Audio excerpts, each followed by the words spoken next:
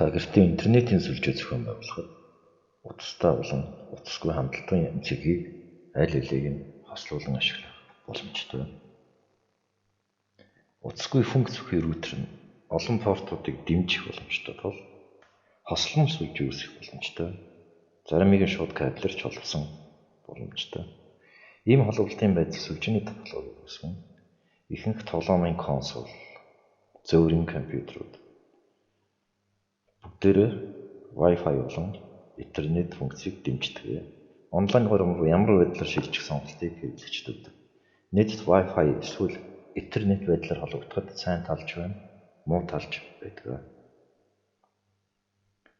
Утасгүй технологи нь нэг хандлтын цэг рүү янз бүрийн төхөөрөмж болгох боломжийг олгодог.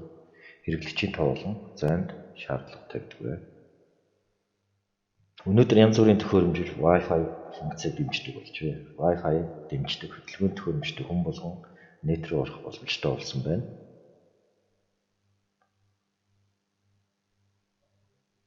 Сайн тал нь сүлжээнд холбогдсноор өгөгдөл хуваалцах тоглоомд локал хадгалах газар руу хандах боломжтой болж ирж байна. Асуул тал нь зэрэгэлдэх радио төвтөмжийн нөлөөлөл орж ирэх талтайгаа рутертэй хоолоор байрласнаас хамааран дохионы түвшин жиг биш болж ирж байна. Үүнээс гадна нэг хандлтын цагт олон утасгүй төхөөрөмж зэрэг холбогдсноор сүлжээний хурд унах магадaltaй. Мөн нууцлал тийм сайн биш байдаг.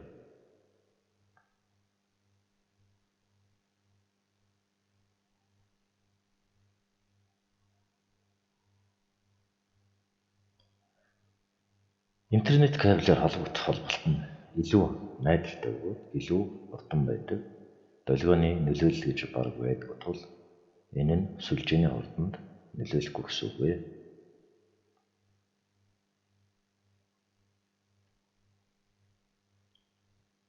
Өндөр тодорхойлолттой видео орсвол HD видео, онлайн тоглоом болон видео конференцэд маш таарамжтай. Нууцлын зэрэг өндөр байна.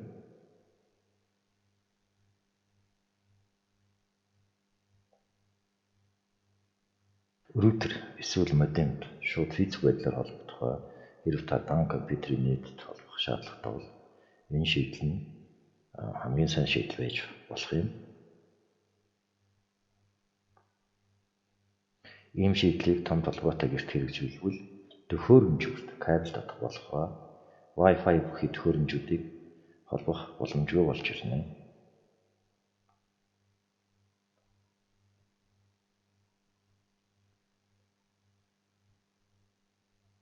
Ямар шийдэл та гэрийн сүлжээнд тааж тохирох вэ? Хэдэн төхөөрөмж гэрийн сүлжээнд холбогдох вэ гэсэн асуултанд хариулж байж зөв сайн шийдлийг олох болно.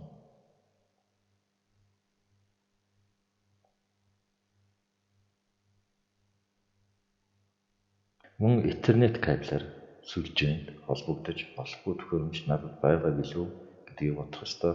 Хэрв тийм гэвэл гэртээ утасгүй локал сүлжээ зохион байгуулна. Ухаалаг гар утас дахь өгөгдлийн дамжуулан ямартыг бас харьцуулж үзэх хэрэгтэй байна. Гэрийн утасгүй сүлжээ дахь нууцлалыг дэвшлүүлэх нь бол нэмэлт арга хэмжээ авах шаардлагатай байдаг. Нууцлал муутай утасгүй сүлжээ нь уг сүлжээнд холбогдсон бүх төхөөрөмжөд адил нөлөө үзүүлдэг. Утасгүй сүлжээг зохион байгуулахад ямар техник тооны төхөөрөмжийг худалдан авах шаардлагатай вэ? Та өөрийн гэсэн утасгүй рутер байгаа юу? Танд бий юу? Утасгүй гэрээ сүлжээг зохион байгуулахад хэд хэдэн стандартыг мэдж байх хэрэгтэй бөгөөд эдгээрийн тусламжтайгаар сайн сүлжээг бий болгож болно.